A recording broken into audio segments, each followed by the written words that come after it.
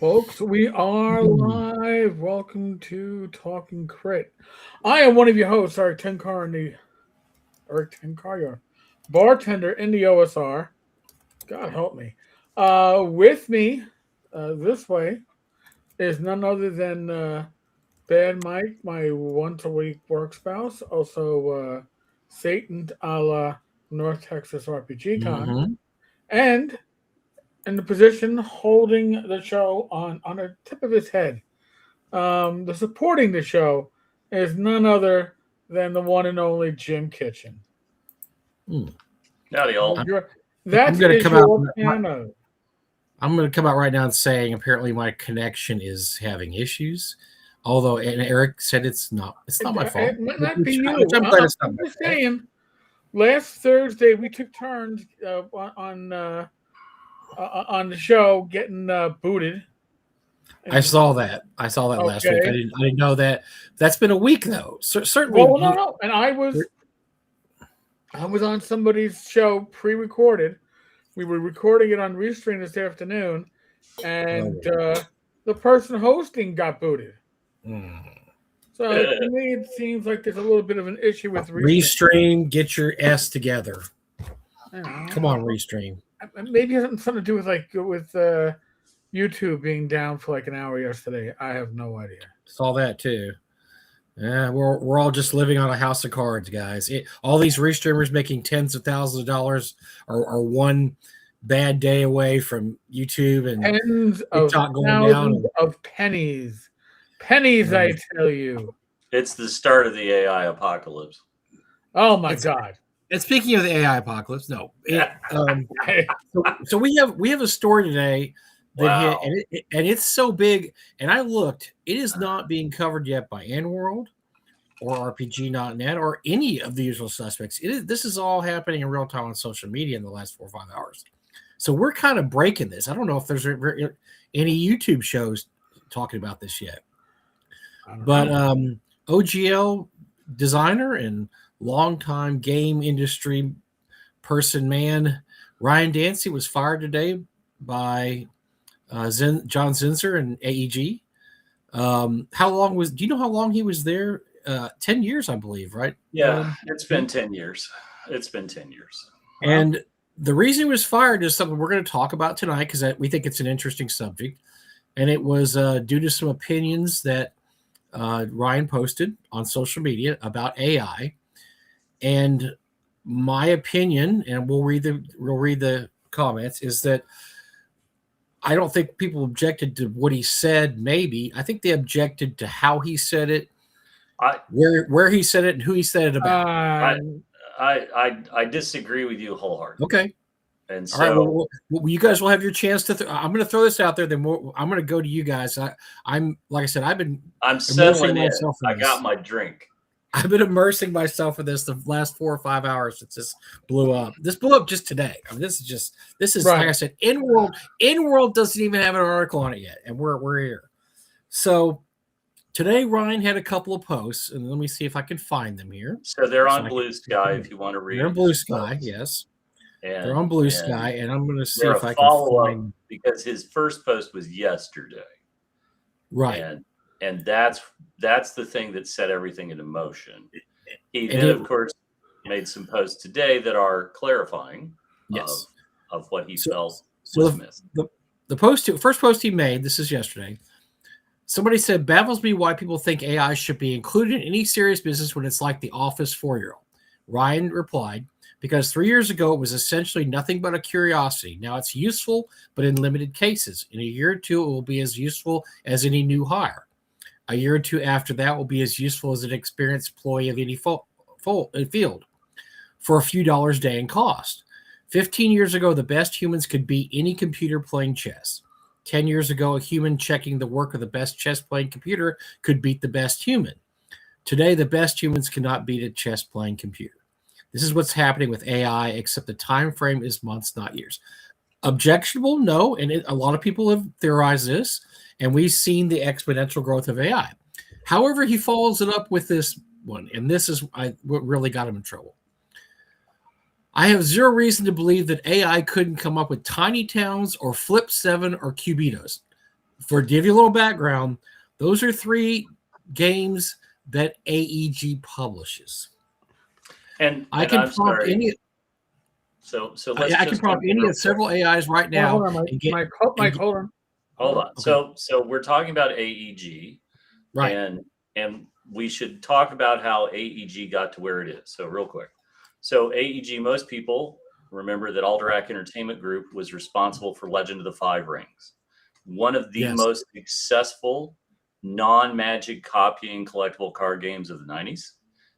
It continued to the 2000s to a point, but then AEG sort of, I'll say it kindly, they hit an ebb in sales, as in a real ebb in sales. And so at one point, AEG sold Legend of the Five Rings to Wizards of the Coast and transformed itself into a board game platform. And so most of AEG's sales over the last 10 years have come from card games / board games. The games that Ryan mentioned are all best-selling products from AEG. They were one of the first companies to really sort of capitalize on board games in a big way. They rode very successfully and very adroitly the board game craze that was really riding out about 10 years ago. I think 10, 12 years ago, 12 years ago, AEG, 10, 12 years ago, they were in a tight spot. They were in a very, very, very tight spot. And Ryan Dancy is one of the people that helped them negotiate their way through that. If you went to Gen Con, one of the things you really knew about AEG was they always would have pitch meetings where people could bring board games or ideas of board games or card games, sit down, demonstrate the game, and a number of their best sellers came from this program, right? Most of the time, Ryan and the principals at AEG at Gen Con were taking these meetings one after another, in a way that, frankly, no other board game publisher that I'm aware of does or did. And so we really, really, I want to interject all of this, right? AEG has been in this industry for quite a while. Ryan Dancy has been in this industry for quite a while. And the real hiccup here is that he referenced 3 AEG products. Why don't you read that? And I'll stop there, but why don't you go ahead and reread what he said?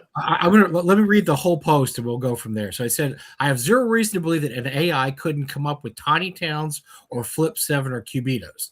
I can prompt any of several AIs right now and get ideas for games as good as those. The gaming industry does not exist because humans create otherwise unobtainable ideas. It exists because many, many previous games exist, feed into the minds of designers who produce new variants on those themes. People then apply risk capital against those ideas to see if there's a product market fit. Sometimes there is, and sometimes there is not. In fact, much more often than not. Extremely occasionally, twice in my lifetime, D&D and Magic the Gathering, a human has produced an all-new form of gaming entertainment. These moments are so rare and incandescent that they echo across decades. Game publishing isn't an industry of unique special ideas. It's an industry about execution, marketing, and attention to detail, all things AIs are great at. All right. So you can see it and disagree with it because I think a lot of people disagree with it. Mike, I would disagree with a lot of them. God, Mike, reread that last sentence. The last, okay, that's the one. That's the reread the last. Yeah, hold on. I just turned it off. Let me get it back. Okay, because here's the last sentence. Game publishing is an industry of unique special ideas. It's an industry about execution, marketing, and attention to detail. All things AIs are great at. And my point to having you reread that last sentence, all those things are Ryan Dancy's bread and butter. And that is his point, which was completely lost on the people who have torches and pitchforks. Now go. So I'm reading this. I'm thinking, okay, this is all his opinion. I disagree with several parts of what I just read. I think there has been more there may have been some more innovative or ideas that are as innovative as Magic and D&D, but you could quibble, you could argue, you could have a great beer and pretzels discussion about, the 5 best, gaming ideas of the last 50 years. So I looked at it as, okay, well, this is Ryan's opinion. I think he might have been a little gauche naming off AEG products, because if I was the creator of Cubitos, I'd be a little PO'd going, Ryan, I beg to differ that an AI could create a game as good as this. But in this essence, what he's saying is, in the future, which we've glimpsed at, AI should, at its current rate of expansion, be able to do this. I see no reason why that's not true. Yes, now, no, it is not able to replicate these kind of things. But in 15, look at the computer industry. How much did the computer industry change from the time I graduated high school in 1981 to the time I got married in 1998? 17 years. How much change was there? An absolutely amazingly incredible amount of change in that 17 years. I mean, night and day. My first computer is a TRS, a Trash 80 that could, there wasn't even word processing. You just typed something out and printed it. It didn't even save what you were printing out. To 1998, when you could write entire novels on the internet, and the internet was just starting to explode, et cetera, et cetera. So looking at that, how can you not say in the next 15 years we won't have a similar expansion of AI? So that's the way I looked at it. I looked at it as, okay, this is his opinion, and we won't know for a few years. I mean, maybe he's right, maybe he's wrong. Apparently, there are many, many creatives out there that did not take this kindly. And they sat upon Ryan as piranhas upon a South Amazonian explorer that falls in the water. They went after him. And just 4 hours ago, his partner at AEG, John Zinsner, fired him. Said he's been let go. We talked about it. He's gone. Should have said those things, goodbye. Without knowing the politics involved or the people involved, I would say it's overkill, but it's been met with universal hand clapping and thumbs up on the internet. So I didn't know Ryan was this disliked on the internet, where people were like, yes. Mike, I don't know if it's Ryan being that disliked as AI being so polarizing. I mean, that is because you're either part of the church or you're a heretic, and that's from both sides looking at it. I mean, I look at AI and I go, you know what? It's a tool, but it is growing in its power exponentially. Your comparison to computers when you were graduating high school to when you got married falls far short. I think you're right. Last year, it is probably 10 times as powerful this year. And it is simply but just look at what people are generating with Midjourney. And because everybody thinks AI and they think AI art, and you go, holy crap. I mean, and it's getting easier for the layperson to prompt it or whatever. I think what it is that there are people who are responding to the idea that Ryan just told them basically to learn code, that they're going to be unemployed. Can I say something very unpopular, and I'll probably get hammered by somebody somewhere along the way for saying this, and I'm not going to go full crazy man, but I'm going to say that I think a lot of people that looked at this statement and were upset by it are the exact people that would be replaced by AI, because let's face it, they're not that creative and they're not that great a writer and or artist. And this is an existential threat to them. Now, I say this as a creative who does not, I don't even, Eric is like worlds ahead of me in using AI. I use AI for nothing. I don't do any art AI on my modules. I don't use AI prompts. I don't use AI generative. I don't do anything. I do everything by hand. So I have no stake in this game. If AI became better tomorrow, great, whatever. People, if it helps you write copy for the back of your magazine, that's great. It doesn't have any effect on me. So saying that for myself, I just took it as, okay, I understand why some people dislike it, but it's one of those methinks the lady protests too much. If you are that upset about AI coming in and taking your job, maybe you need to think about, are you really that great at your job? And I'm not saying, and like we said, in 15 years, AI may be that great. It may be the new Stephen King. It's so great. We just don't know. We don't know what's ahead. But to totally dismiss it out of hand, I think is foolish. And I know a lot of artists, they're adamantly against AI, and I understand completely. I have some of them are my really good friends, and they are 100% anti-AI art in every way, shape, or form. I have other artists that aren't as quite as 100%. I know some people that use AI art in their publications, and I think a big part of this is I read a comment. And a guy said the problem with AI is we can't discuss it, because if you discuss it, you're letting the genie out of the bottle, and immediately everybody flips out. And that's what I found too. You can't calmly discuss AI without people absolutely freaking the fuck out.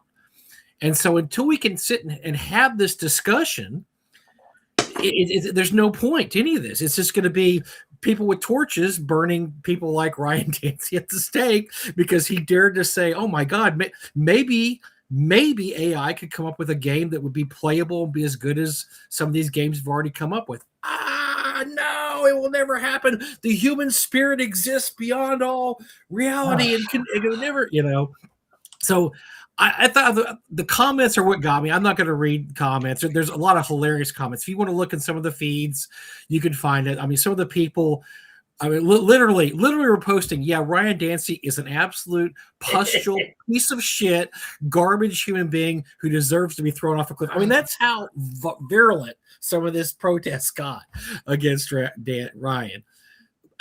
Like I said, I just think he was posting his opinion, and maybe it wasn't said the nicest way. Mike, I've heard people say you're not allowed an opinion on AI.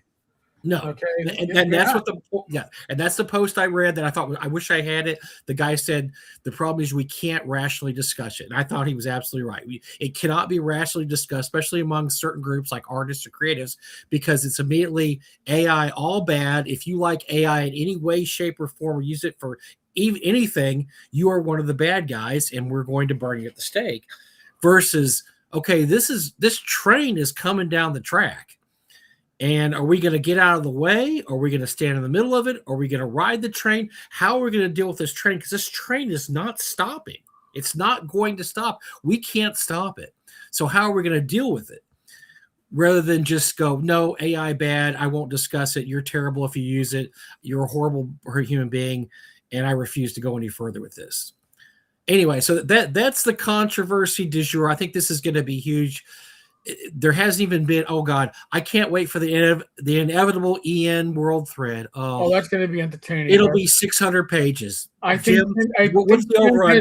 Chomping at the bit. So. What's the over-under pages first week? 100 to 200? No, I mean, it's going to be ridiculous because everybody's going to jump in with their opinion, whether you want it or not.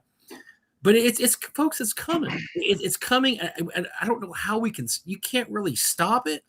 And at a certain point, it's going to reach such momentum, you're not going to be able to stop it. So like I said, you have to decide as a creative and as a consumer, this is something you want to support. Personally, I don't use AI art. I've never used it. I hire regular human beings to draw all the art or illustrate all my Wait. Regular human beings? Regular human beings, just the regular, the flesh ones. Not the robot. You mean like, because they're not no normal cyborgs. Beings. No cyborgs, no synths, no androids. They're not normal people, so that's the reason why I was. Most creatives are not normal. That is true, but no, I'm talking about regular people, and that just like to draw, and I like to throw them a few. There's some people that have never been published anywhere but my adventures because I just like their artwork. I like to throw them some money. They're great people, and they draw cool stuff. And so I don't see myself ever using AI art for an actual publication. I have seen people use AI art as prompts in their D&D games. I think there's a use for that because I think it is kind of cool to illustrate something that's happening in your game that it's very hard to articulate. Okay, here's what the room looks like that I'm trying to explain to you that I just can't seem to articulate. And okay, now that I'm seeing it, that makes sense. Versus theater of the mind, which sometimes doesn't live up to, what you explain as a DM. Now, am I experienced enough to do that with AI? No, I can't do that. But Eric could probably do that. I could get Eric to do it for me, but I can't do it. But just the fact that somebody would even use that. So for my personal D&D game at home, it's never going to be seen anybody but my 5 players. If I create a piece of AI art, that makes me a piece of shit. Because I've used prompts Mike, there's other reasons to call you a piece of shit. I don't think AI art it's just a convenient one, obviously. Mike, take a breath. Anyway, so this is come up for air. This is what I'm going to let Jim and Eric talk about as I take a breath, as Eric says, because I am very passionately involved in this. I think it's ridiculous. I think this whole thing's ridiculous, and I'm interested in hearing your opinions. You and Jim. Well, let us roll through your mindscape here. Jim, go take the ball and run for a bit. All right. So anybody watching or listening to this show may remember 25 years ago a series of games by James Ernest called Cheap Ass Games. Oh yeah. Were very simply produced games that were sold in paper envelopes with printing on the outside. They were known for being inexpensive, and they were known for low production values, but it didn't matter because he sold a colossal poop ton of them. One of the most successful was a game called Kill Dr. Lucky. Kill Dr. Lucky was, in fact, what happened before you began playing a copy of the game Clue. And it was essentially the characters trying to kill Dr. Lucky in the conservatory with the wrench, et cetera, et cetera. Mr. Colonel Mustard trying to kill Dr. Lucky in the conservatory with the wrench. And so James Ernest had the idea of what happens before a game of Clue. Anybody else could have had that idea, but James Ernest is the first one that brought it to market, and he's the one who made a pile of money selling it. Now, Kill Dr. Lucky is available as a proper board game now. You can get a copy, order a copy through your store or whatever. But it comes to mind because the last sentence that I had you read is the most important. And you have to understand that Ryan Dancy is somebody who has methodically, for more than 35 years in this industry, been delivering. He's been dragging projects across the finish line at any number of companies. Mm-hmm. But the thing is that Ryan's a process guy. Ryan has delivered time after time after time. At the same time, Ryan has been mired in a few controversies. There was a very large kerfluffle when he was on the Gamma board of directors, because it turned out that he had access to the email accounts of people who were also board of directors. A couple of years ago, 2 or 3 years ago, before he essentially left Twitter alone and went to Blue Sky, he commented on a thread where things went very, very sideways. And he said some things that were perhaps more honest than the audience wanted to hear. And the audience turned on him very, very viciously. And he made his public kowtow and apologies. And, I'll try to grow from this. I'll try to learn from this, and so on. So the cardinal sin here is that Ryan, again, just like the incident on Twitter, he is guilty of saying something shockingly honest. And the group of people who have reacted the most violently, I saw some screen captures. I know none of you watching this or listening to this are surprised when I say that Mike and Eric and I talk about some things and so on and so forth. And I saw some screen captures from where this discussion was racing. And I was struck at the mediocrity of the product that some of the people who were commenting that's been delivered. Because frankly, some of the people who are absolutely complaining the most are the people who have contributed the least to the industry. Don't get me wrong. Mike what's his name? Selkirker. I can't get his name right. I'm sorry, Mike. There's no shortage of talented people who will immediately chime in and jump on this, and and so on and so forth. But frankly, these are people who've been waiting to stab Ryan Dancy in the back for 25, 30 years. And a lot of that is both a political disagreement. A disagreement, even though politically they're aligned. I think it's also envy. I think there are a number of people who envy the success that Ryan has had in his career. I think you underestimate Ryan Dancy when you simply say he's foolish for saying these things and thinking these things. Ryan Dancy is a guy who did a tremendous amount of heavy lifting with these Wizards of the Coast. He was the guy who went to Lake Geneva when the buyout happened. He's the guy that oversaw a tremendous amount of growth with Legend of the Five Rings. He's a guy that has had a tremendous impact on AEG over the last 10 years. The reason AEG isn't a thought in the great dustbin of history has a lot to do with Ryan Dancy's work over the last 10 years. Ryan is talking about something that there's no shortage of creative people who desperately want to erect a dam to hold back the tide of AI. But frankly, AI is a tool. I am not angry at my hammer for being a hammer.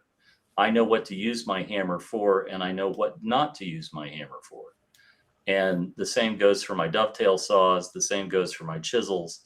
I can go out in the garage and I can make dovetails, but at no point can I simply point to the hammer and say, make a dovetail and expect it to happen. AI is a touchstone for a lot of fears. And frankly, a lot of what I saw in the comments about Ryan today are people who have 2, 3, 4 failed Kickstarters to their names and were never able to deliver on a product. We have taken Ken Whitman to task on this show, mostly because what he does is he vomits things into AI and then pretends that this is something noteworthy and that he is pontificated. AI can bring out the best or worst in someone. AI is a tool and it's no more than that. If you assign personal pejoratives to AI, I think it says a lot more about who you are. And I think that the fear that we're seeing is a fear of my mediocre work is going to be replaced by something better when somebody puts in the correct prompts. And you know what? Okay, but when you have 2, 3, 4 failed Kickstarters, and I see you saying all these terrible things about Ryan, I just shake my head. Has he stepped on his own dick? Yes. Has he stepped on his own dick a couple of times in social media? Yes. Has he learned from it? He's learned different things at different times. But I would be the first person to say, if I had a middle tier gaming company that I wanted to see to go to the next level of success, I would make an offer to hire Ryan Dancy tomorrow. And I would just simply say that one of the stipulations is that you abandon all forms of social media whatsoever. And then I would get the fuck out of his way. Because whatever people want to say, John Zinser at AEG has to wake up tomorrow without Ryan Dancy working for him. And that is a cold enema that should wake him up thoroughly. Eric? I don't know how, I like the fact that you put the Wandering Wizard in his place, because the Wandering Wizard was taking, he was kicking because somebody else is holding him down. Because there are a lot of people, for every individual that was taking shots at Ryan, that, I don't know, has a record of success, there are 4 or 5 that aren't even the mediocre that you were talking about, Jim. I see, I have for 30, okay, so can I? I'm sorry, real quick. Yeah, no. I worked for Gaines Workshop, who is arguably one of the most successful miniature companies of all time. I would say the most successful miniature company of all time, but I don't want salty comments. So we'll just say one of the most successful. I had a list at my desk the entire time I worked for Games Workshop. I had a list of every self-proclaimed 40K killer or Warhammer killer that billed itself as such. You know, they would hand out flyers and so on. I have 2 of the T-shirt that AEG made that had the Lion Clan female heroine, and on the back of it, it said, "I got your Warhammer right here." Yeah, where is the Clan Wars miniature game now, John Zinzer? I got news for you. It bombed. And if you want stock, the Sentry Box has about a pallet of it still. But my point is all these little snarky, niggering little comments, these little nibbles here and there, and so on and so forth. I'm looking at the greatest hit. I'm looking not at a greatest hits list of the greatest RPG publishers of the past 25, 30 years. I'm absolutely looking at some of the dregs of RPG creativity. And again, including people who have 1, 2, 3, 4 unfulfilled Kickstarters. You couldn't complete a project. Maybe if you had had the AI resources back then, 10 years ago, however long ago, it might have helped you get your shit together and you could have actually shipped something, because right now you're 0 for 2, 1, 2, 3, 4 projects and you have nothing to show for it. And I think that's the thing that gets me is that, okay, so if I was going to magically make a game tonight, I would get off this show, I would go to ChatGPT or whatever, and I would say to it, what did James Ernest do 25, 28 years ago, 30 years ago? He said, everybody in America has a copy of this game or this game or this game, and how can I come up with a game that uses those components in a different way? And I'm going to come up with Kill Dr. Lucky, which that copy of Clue that nobody plays because you're all bored of it and you hate it and you don't like only getting one thing out of that little stupid whatever. Sure. And he came up with this game. I'm going to go into AI and I'm going to create a game called Bankruptcy. And we're all going to use a Monopoly board and and we're going to see who can race to bankruptcy the fastest, right? ChatGPT, give me the rules for Bankruptcy the game using all of the Monopoly tokens and currency and buildings and the board. And so there's nothing stopping anybody from taking this idea and running with it. There's nothing stopping anybody from taking AI and making a game with it. AI is a tool. It goes by your prompts. I have saved a list of the 10 best ways to prompt AI to get a result that works for you. I know for a fact that there are multiple people in the game industry in high-level positions, great name brand designers, who are all using AI to create modules and encounters and make their life and their work life easier. If this offends people, I'm deeply sorry. Now we can talk about art and AI art generation and so on, but really what Ryan was talking about is mechanics and trying to come up with a game. The fact is that you can create a game using AI, but in the end, you got to play test it. You got to play test it and see, does it only have one path to victory or does it have multiple paths for victory? I did a play test at North Texas, and I gave some very honest feedback about that play test and how it went. And that's how you make games better, because it isn't just the AI creating a rule set or coming up with random encounters or coming up with some sort of scheme. It's about using that as the fundamental building block, but then you actually have to go out and play test it and do it. And when I look at the over-the-top comments, right, these are people who have had their knives and have been sharpening for them for a long time. And success breeds resentment. And a lot of what I saw was a resentment of success. And that's unfortunate, but it's also yet another human behavior that we all have to live with every day. I got nothing. And you know, some of the responses, I would have really respected people getting into a discussion and saying, you know, I don't think you're right, Ryan. Here's why I don't think you're right. I'm going to lay out 5 points that I want you to refute. 5 points. I didn't see any of that. I just saw you're a bad person. You're wrong. He's fired. Thank God. He's a piece of garbage.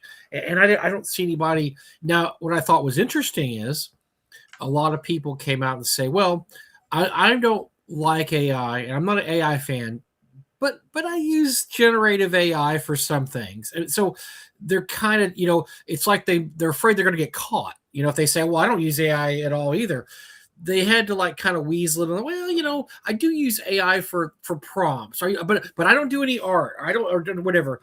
So they had to kind of ease into it. And at that point, then you're admitting that, okay, well, AI does have a place in the genre. It does have a place in our business. It's just maybe not absolutely creating stuff. Look, can AI write a book yet? No. The AI written books I've seen are awful. Will it be able to write a book? You said, can AI write a book? Yes, it can. Mm-hmm. Can it write a good book? Probably not. And I'm going to say probably because the idiots I've seen that have used AI in our larger circle of idiots are not people that I think know how to use AI. So that's why it's garbage in, garbage out. Yeah. Okay. Honestly, that's literally what AI is. And as it gets better, it learns to filter out the garbage that you're putting into it. But yeah, I've seen some pretty bad AI written stuff. The history of the gaming community. There's a current whole thing that's so voluminous. It has to be AI, but is this something you're talking about? The greatest game designers of all time, perhaps? I'm just saying possibly. That there's history of the RPG industry that reeks of AI because it has certain patterns. You can get if you use AI enough or you read AI enough, you can see the tells. Yeah, and the tells are there. And if you can't tell it yourself, you can run it through AI, and AI will give you a rating, it looks for certain tells, but you need a lot of input for it to actually. But AI is a tool, and the thing is, AI has become a polarizing thing in our community, our industry, and I understand why. Listen, I have artist friends, but my artist friends that are good at the artwork that they do aren't the ones that are worried. Okay, the ones that are worried are usually the ones that are working more on the amount of output as opposed to the quality of the output. It's kind of like when I went to college. It's like maximum output for minimum input. If I can get a B and do next to no work, I'll take the B because the A requires a hell of a lot more work. AI can probably give you a solid B. A lot of the stuff. The A's are coming from professionals. I will tap in and remind people that just like prostitutes and game distributors, AI gives you the maximum benefit with the least amount of work, but be careful what you wish for. Yes. No. Well, but I guess I saw this today. I was kind of infuriated. And look, not that I've never met Ryan. I've never talked to him. I've never even, heck, I actually shared emails with Gary Gygax. I've never shared anything with Ryan. I only know him by his reputation. I know, various posts I see him make. But I was just struck by the fact that to me, it's very hard to criticize somebody for predicting the future 15 years from now. And I always go back, my wife and I joke with each other all the time because in 1990, if you told somebody in 15 years, you will have a device in your pocket that's this big, it will have all the world's knowledge on it. Anything you want to find out will be on this device, and you will instantly be able to get a hold of it. It would have been like, well, yeah, I mean, eventually in the future, we'll probably have something like that. But 15 years is we won't have it in 15 years. I mean, maybe 50 years. Knowledge is exponential. The whole computer industry is a instruction on that. From computers that filled up entire warehouses to now we have this, which has all the world's knowledge on it. Look at Traveler RPG. Okay, how big Oh, are those computers in there? Aren't they like, yes? Unfortunately, Traveler was not very prescient about what the computer industry could do someday, and yeah, the computers in Traveler take up a building, so it's not too predictive. I think that there's a lot to unpack here, right? I think most of it is that in an industry where to become a millionaire in the RPG industry, you have to start with tens of millions of dollars and you'll work your way down. There are some people making games that frankly would try to dig a hole to China in asphalt using a mushy banana. And those are the people who I saw in Legion in the screen captures and pictures and threads and so on. It's a terrible look, Jim. It's terrible for those people. No, it's not. These people wear it proudly. It's a terrible look because I thought the same thing you did. I saw their names. I thought, what has person X ever done? And I'll tell you what person X has I don't done. know. I had to look them up online. I'm like, oh, they haven't done anything. With nothing to show for the money they gave them for the Kickstarters. So I know that there are principals at companies who are delighted to see Ryan laid low. But let's be clear, like if I see a word coming out of any of the people in the OSR, if I see a word coming out of people who have profited from the OGL, which is Ryan Dancy's handiwork, I think to myself, my God, the envy here that is on display, the sheer hubris of, well, ha ha ha, you got yours, simply because he's talking about a tool that for a fact, I know big name RPG designers are already using ChatGPT. They're already using ChatGPT. And so they're not advertising it, Jim, is the problem. Or not the problem. That's what we're talking about. They're not going to say they're doing it, but they are. And they'll tell you private, look, I've been to conventions like you have, Jim, and I've talked to people. I've talked to artists that swore years ago they would have nothing to do with AI ever. Are they dabbling in AI now? They are. They're dabbling in AI. I am old enough to remember when game companies talked about how they would never use anybody that made artwork that was on digital form only. Mm-hmm. Oh, please, that ship has sailed, right? If I pick up a copy, one of my favorite magazines, I buy it every month, Imagine FX. And if you think that artists who use computers aren't real artists, I got news for you.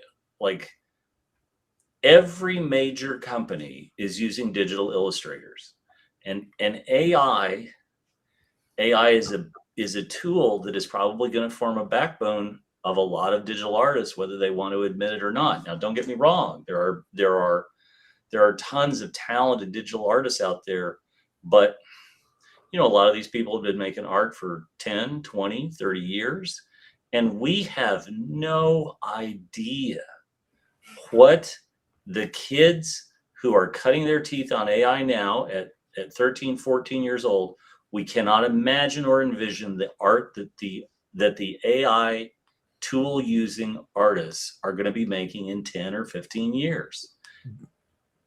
Jim, have you or Eric seen the YouTube video where a guy uses AI to make a Star Wars movie?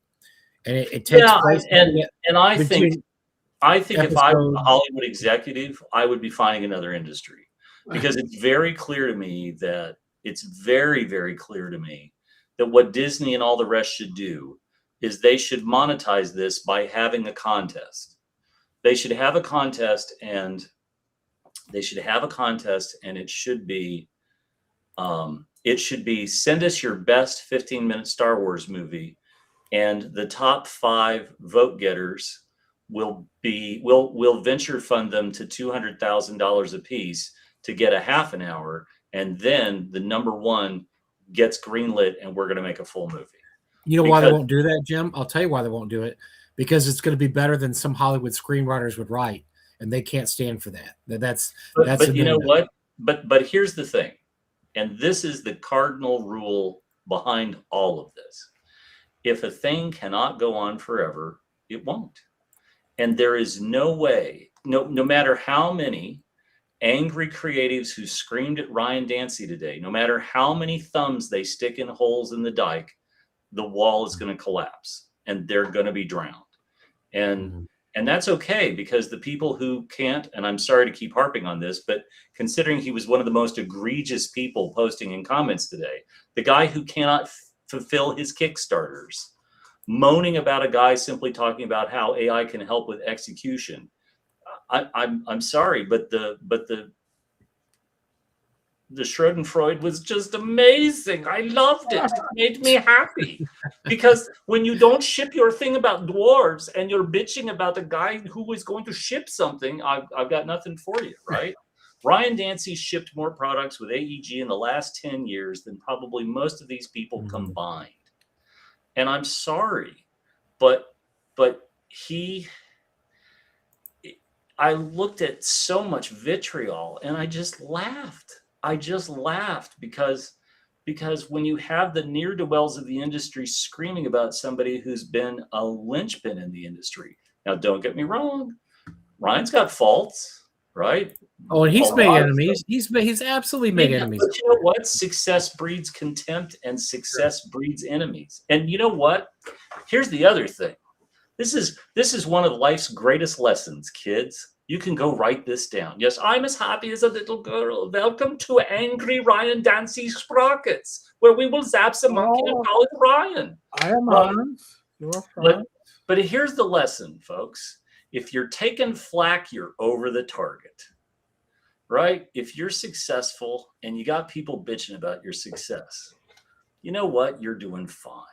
You're doing just fine. Ryan will pick himself up. If I was Dan Ayub, I would call him and say, we're not going to do any public announcements. We're going to bring you into the company. You stay the hell off of social media. You don't update LinkedIn. We'll give you a paycheck. We'll put you in charge of making this stuff happen, and you GTFO. And frankly, he already worked at Wizards of the Coast once. It ain't like it is not going to be unfamiliar territory, and he's local. So Dan Ayub, go hire him. This is crazy. Because John Zinser, again, you know, he was on the Pro Golf Tour. I know stuff that I think I'm still probably covered under an NDA, so I can't talk about. But again, John Zinser has to wake up tomorrow, and he has to have AEG without Ryan Dancy. And yes, he'll find somebody who will not touch AI as an issue on social media. But you got to find somebody as good as Ryan Dancy. And I wish you all the very best with that, because you know what? Good fucking luck, buddy. Is somebody needs to be keeping track of all these companies, artists, and creatives who have sworn they will never touch AI in any way, shape, or form. And we need to check back in 2 years and see if we've had any deletions, any changes of attitude, I never said that. Oh my God, what? Are you ready? It's going to be like a Jimmy Buffett concert, man. There's going to be giant inflatable sharks, and there's going to be changes in attitude and changes in latitude. I wish them all the best. Because I'm old, and I don't predict the future anymore, because the things change so quickly. You know, none of us really knew what AI was going to do 5 years ago, or do it this quickly. Five years ago, it was kind of like, oh, it can do some things. Now I'm seeing if you're curious, go to YouTube, look up the Star Wars movie that this guy created. It's brilliant. I mean, is it the greatest thing ever? No. Is it creatively amazing? Yes. But he makes a movie that takes place between Empire Strikes Back and Ewok movie. And it's like, what, 5, 10, 15 minutes long. It's really good. It's how Luke had a lightsaber in the third movie if he lost his lightsaber in the second movie. A plot hole that we kind of overlook. We all overlook when we watch the third movie and he's got the lightsaber, but he does seem to lose the lightsaber at the end of the second movie as he falls down the shaft. This guy made a movie about how he gets the crystal to make it. I just thought it was brilliantly creative, and he uses AI to make Mark Hamill Luke Skywalker. I mean, there's a lot of things he does that I think a lot of people would find objectionable in terms of, using faces and copyrighted material and other stuff. but it just shows what somebody can do. And look, we're only who knows how long away. I'll tell you where we are with seeing, AI. well, I'm just going to say AI. we're going to be able to see a Magnificent Seven movie in 15 years with John Wayne, Glenn Powell, Rock Hudson. I mean, whatever. It's going to be. You're going to be able to do this. You're going to be able to do it in a year and a half, not 50. Your time frame is That off. shows how old I am. See, as I'm telling you, that's but, my old. But, I can't and the believe problem isn't going to be the technology at that point. It's going to be who owns the copyright to the image, right? You know, Who or owns to the John voice. Wayne's? Yeah, who owns John Wayne's image, and can we have him in Fistful of Dollars? Because we'll do that. We'll put John Wayne in. The only way to shut Mike up is to cut off his internet. I think that we are at the Apple II Plus stage of AI, right? We're a few years past the Apple II coming to market. We are a few years into what AI can do. We're seeing this monumental ramp up of resources and so on and so forth. But again, I remember 25 years ago, people saying that under no circumstances would digital artists replace traditional media artists. Right. And that was horseshit. And I got nothing else, right? I like Ryan. He's been a friend of mine for a long time. I've seen the impact that the man has made on this industry. The open gaming license, was huge, was gigantic and seismic. The OGL was a seismic sea change. Despite her attempts to crush the OGL, it came back stronger than before. And Ryan understood the ecosystem, right? Ryan understood the ecosystem in a way that allowed 30-part. Look at Atlas Games. You know, they spent the better part of a decade plus publishing all these amazing OGL licensed adventures. And the OSR would not exist if it was not for the OGL. You know, I find the people carping about Ryan's comment. Again, I'm struck by the sheer volume of mediocrity. Yes, there are going to be big name people who will come out who have hated Ryan for a number of years, who will poo-poo this and say, you know, he shouldn't have said what he said, and he's thoughtless, and he didn't learn from the last time there was a kerfuffle, and blah, blah, blah, blah, blah. It doesn't matter. At the end of the day, it doesn't matter. I look at people in this tiny little industry of ours, and we are a small pond with far-reaching downstream implications, right? The RPG as we know it on a computer game like Baldur's Gate or whatever, it exists because of Gary Gygax. But my God, for the small pond, we have so many people that they're just puffer fish. You know, I look at all of this with a very, very long view, and it's a joke. If you've accomplished anything of note, why would you take the time out of your busy day to spend, you know, your 15 minutes jamming up Ryan Dancy and saying what a I got news for you, right? Like my favorite smackdown meme that is Don Draper in the elevator. Do you ever think about? I don't think about you at all. Right? And that is such a statement of such clarity, because really and truly, you know, we get people every once in a while in the comments that carp about me or Mike, or usually it's me, because I don't mind going out on a branch and then handing you a saw. But at the same time, for the most part, I don't think about you at all, because the stuff that I talk about, for the most part, I got a long history in this industry of very thoughtful, quiet observation. You know, I used to have the guys, I've told this story on the show before, but at my first Gen Con working for Games Workshop, I had the guy that ran up and gave me the double bird and screamed, "Fuck you, Games Workshop." And then he went running back to the Heartbreaker booth. He went running back to the Heartbreaker booth.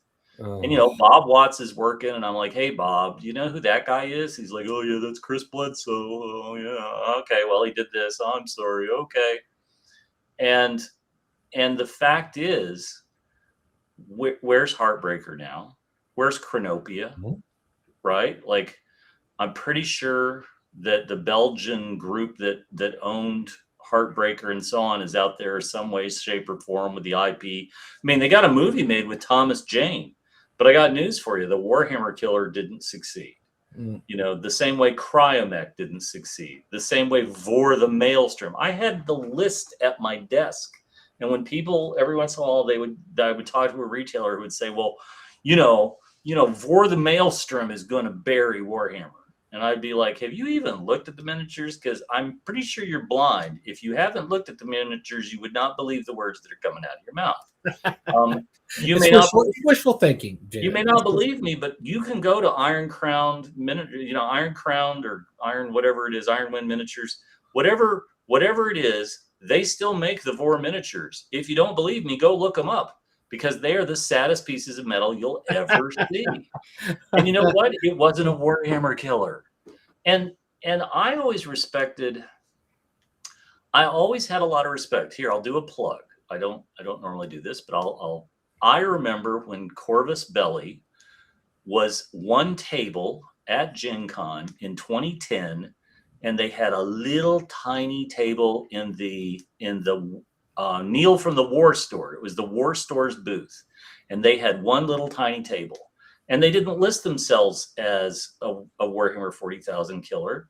They just said, we're a primarily Spanish company, but we brought out an English translation of our rule set, and we're a squad skirmish game, and we think people will like it. At no point was there the hubris of, we're going to be a Warhammer killer. And I got to know Fernando, the president and CEO of the company. I would revisit them every year. I would buy a few things every year. I got to know him. I got to know his wife, his kids. He got to know my son.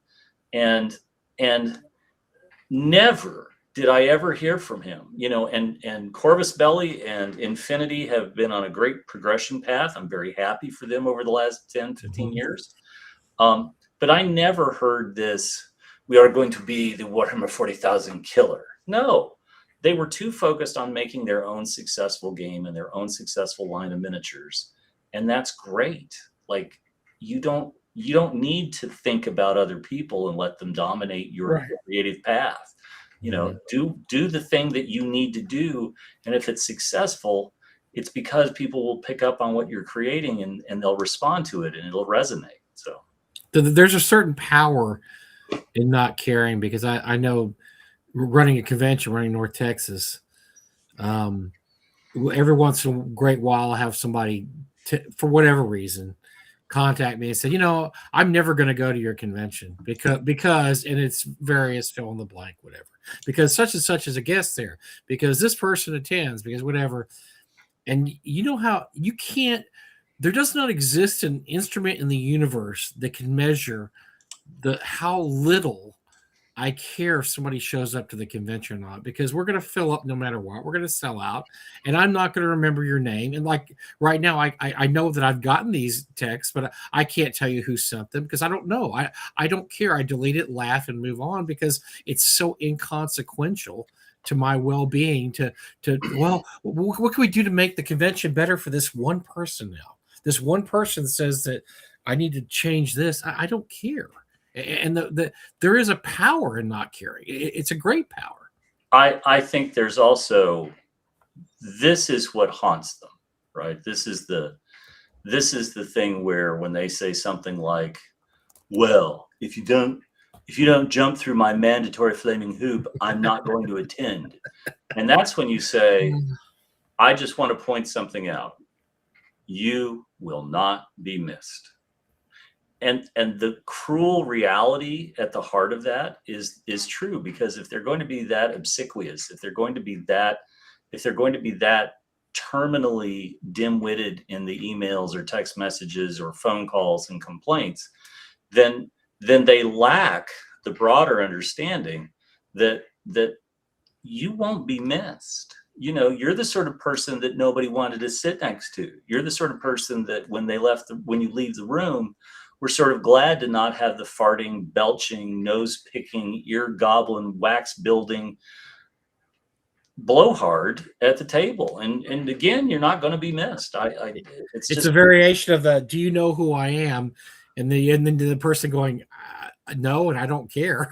Right. I don't know who you are, and I really don't care who you are. And to that point, I've heard that phrase dropped by some people in the industry. Oof. You know, a couple of luminaries in the industry, a couple of names in the industry. And I can tell you, the moment I hear, "Do you know who I am?" What I hear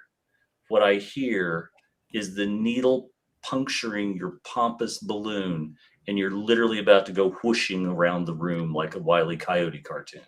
Because it's the same, for me, it's the same as saying, "I'm going to destroy you." Because when you say, "I'm going to destroy you," what you're really admitting is you don't have the power to destroy the thing that you're threatening. And then when you say, "Do you know who I am?" That's saying that no, you're so unimportant that even if you had a press agent, people might not care. I know some people that have told Eric they're going to destroy him, not even the obvious ones. And so far, Eric hasn't been destroyed yet. And it's actually kind of pitiful if you think back on some of the people that told him they were going to destroy him, and you just kind of go, your life hasn't turned out that great. Although I have never told anybody, "Do you know who I am?" My wife at the First North Texas at the pool that Wednesday night, it's like, "Do you know who this is?" He's like, "Huh? You know who?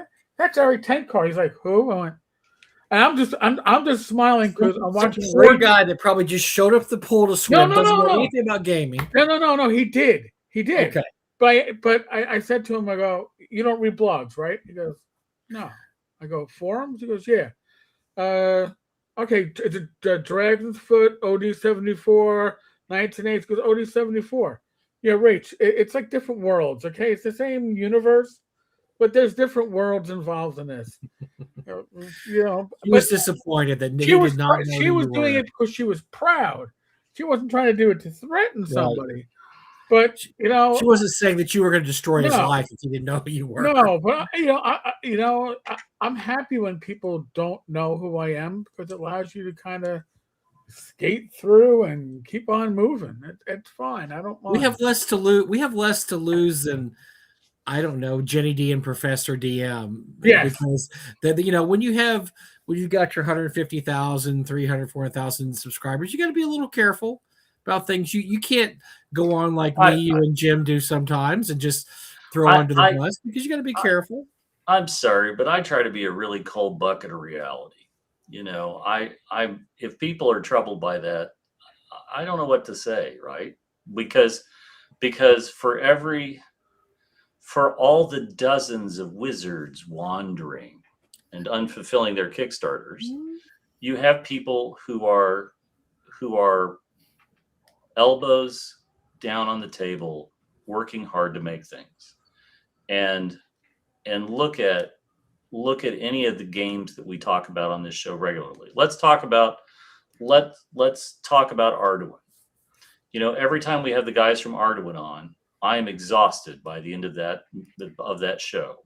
They're too excited about their product, aren't they? And They're you know far what? too excited about their product. Their enthusiasm is infectious. I think to myself, these are guys where you've obviously got the one guy. It's like Penn and Teller. One of them is talking nonstop, and the other one every once in a while interjects with something, but they've managed to get their project across the shipping line. They're a finish line. They've shipped product. They didn't leave their Kickstarter backers hanging. They don't have in their bio that they're not very good about figuring out how to make projects fulfill. They don't wallow in the mire of their own making. They're just out there getting shit done. And these are the people we need to laud in the industry. Poor Mike is getting all these hate texts. I can tell he's getting some interesting texts, not hate, but Interesting. God. Just don't dick pics. We're good. Yeah. I think that AI, again, we'll sort of wrap this up. We're a little over an hour. Yeah. Well, we got some other stuff too. But AI is a tool, and you cannot predict the way. So I'm a woodworker, right? I'm an amateur woodworker, like being a terrible, terrible amateur woodworker. But the only way you get better at dovetails is to go out and make more dovetails. And I can make adequate dovetails. They are not perfect. They are not beautiful. They are not the greatest dovetails in the world, but they are better than the first dovetails I ever made. And the way you make good dovetails is to have a sharp saw, to have sharp chisels, but more importantly, you have to practice. And AI, if your first prompts don't give you what you want, you have to go back in and you have to work and fine tune all this stuff and so on and so forth. But when named game designers are telling me how much they use Chat GPT because of how great it is, that it can create some astounding things if you tune it correctly, and that they take that, and that's, I'll say 50%, but it's probably closer to 75% of what they want, then they can spend that spit polish and make the other 25%, and it's great. Yes, I'm not a wood turner. I'm just a guy. So I think we covered this pretty good. We're probably going to talk about it in the next few weeks. Guaranteed. It's going to blow up like crazy. I have a couple more things I wanted to throw out to you guys. Eric, did you ever watch Professor DM's post this week or his? I'm no longer following Watsy. I'm no longer going to do news. Pretty cool. I'm pivoting toward the OSR essentially. Yeah, I'm a fan of Professor DM. Never met him. I think Eric has met him. Correct? I've met him. I've not met him. I've met Dan a couple of times. But he's a really good success story in the gaming industry. But he posted this week that he's going to move away from posting about Watsy or he's going to do more OSR style posts. And he's also has a game called Deathbringer, I believe, which is kind of an old school type RPG that he's going to debut this year. But he came out and had a post and and look, this is interesting because this is going to cost him viewers because let's face it, D&D 5e is kind of the gold standard for a lot of people that play D&D. A lot of people that started watching Professor DM when he started broadcasting, I think 8 years ago. It's probably going to cost him some views and subscribers, but he's going to do what he wants to do, and I think that's really cool. He wants to post more about the OSR and old school games, and not have to post about. And look, he made a big joke a few years ago about how these clickbait titles, about how many viewers he gets when he posts a clickbait title, and he said it's hilarious because he's forced to do a clickbait title once a month just to get a gigantic, is D&D over? Is it finished? And he's doing it with tongue in cheek, but these videos would get 2, 3, 4 times as many people as just your average run-of-the-mill posting. And he would point out, he would show you, look, this is a post I made on blah, blah. Here's what I said when D&D was over, and it got this many more. So I applaud him, and I think this is really cool. I like to watch his stuff anyway, but I really like the fact that he is foregoing subscribers to say I'm going to do what I want to do. Now I think you're taking it in a different direction, Mike. Okay, I'll be real quick. If you've been following the 5e YouTuber sphere, the D&D tuber sphere, a lot of these D&D tubers have heard through the grapevine or directly that their channels are no longer being pushed by the algorithm right. at 5. So I don't know if you've noticed this, but Bob Worldbuilder, who's all solidly 5e, right, is now talking OSR stuff. I noticed that too. Yeah. Okay, so there's a pivot going on, and I think the pivot is a large relationship that 5.5 was lackluster. I'm not saying it was a failure, but didn't reach the heights that was expected and needed.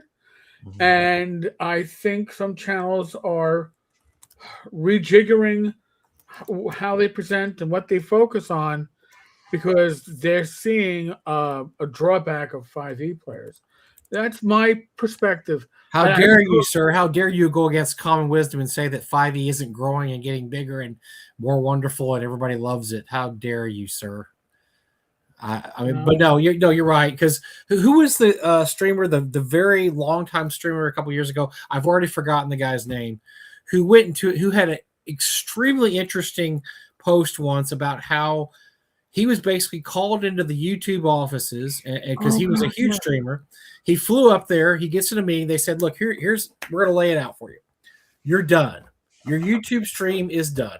It has reached the algorithm that we predicted. You are no longer going to grow. You're going to stagnate. Your older videos are not going to be pushed anymore. Nobody's going to watch it. But we like you. What we would like you to do you have any ideas for a new channel? We would like you to start 1 or 2 new channels, something you like. But what you're doing now is done. You've done everything you could ever do on D&D. We want you to do something else." And so he posted this whole process. And so he decided he would do 2 new channels. I think one was a history channel. I can't remember the other one. But he explained this is the YouTube algorithm. They will start pushing down your videos once you start repeating yourself or doing the same thing over and over again, or you're just on too long. If you're on 8 to 10 years, they figure you've said everything you need to say about whatever you're talking about. Professor DM removed, probably unlisted or privated, so you can't find him even if you had a link, a good portion of his back catalog. Mm-hmm. And that's, fine. There are theories behind all that stuff and doing that stuff. I am not a large enough channel to really care about that. I just got to put out content, and if people like it, they'll watch it and they'll comment and they'll come to the live streams and enjoy it. And if they don't, they don't. My content. I mean, yeah, these are the people we're talking about. These are the big boys. These are the guys. These are big boys in the dungeon sphere or the tuber sphere or whatever you want to call it. Yes, these are the ones. But if they're pivoting, okay, if the ones who were doing all the and by the way, here's another little thing. If you haven't figured it out, folks, there's no D&D news. Okay, there's no OGL fiasco. What? There's no announcement. I announced that our room was a new edition, and then RPG Pundit comes around this past week and goes, "I have one source, but I think it's true." And it's like, well, all right, well, you're late to the party. It's great. I'm tapping in. So last week the story started floating around that they're working on 6th edition D&D.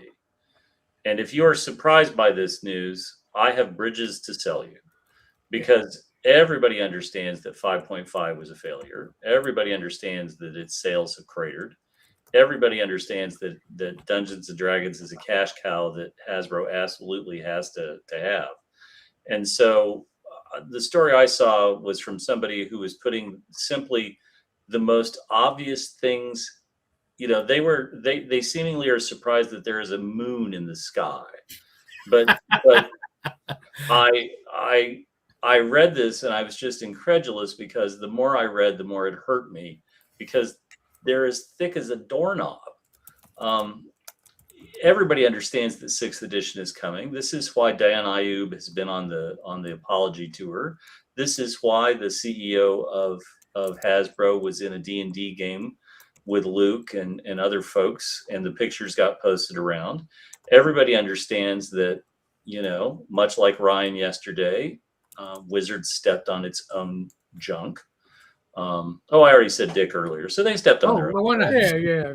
So again, if you're shocked, if you are shocked by this, I am surprised, stunned I am that there is gambling at Rick's. So I thought this was the most nothing burger story ever.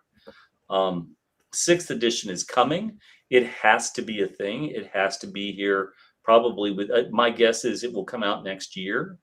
Yeah. Again, I heard that they're going to start play testing That's second quarter. That's fine. Who gives a shit? Right. Everybody who is shocked that 6th edition is coming, you need to find another profession. You're like a shark. You're either moving forward or you're not. And I don't know how to tell you this, but you, sir, are the ice cream scoop in the sharp knife drawer. I wish you all the very best. Well, there's a lot of people that got mad. Look, Pundit broke this news. Oh my God, I broke it. We've been talking about for the last year, us three. Right. And and just went on and on. And I'm just going, you know what?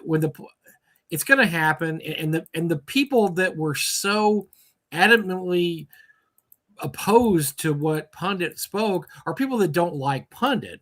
But to ignore the fact that D&D 6.0 is eventually going to come is ludicrous, because it is going to come. You can hate Pundit with every fiber of your being. A lot of people do. But what he's saying isn't anything it's like saying AI is going to eventually have a movie with John Wayne in it. It's going to happen. And, you can either get out of the way or jump in front of the train or jump on the train.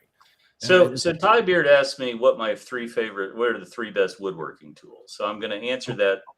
I'm going to answer digression, but yeah, let's do it. We'll allow it. I'm going to answer this because I want to point something out here in a second. I'm going to follow me along, boys. It's a hell of a transition, but we're along for the ride. So I think the 3 most valuable woodworking tools are a really, really, really great saw.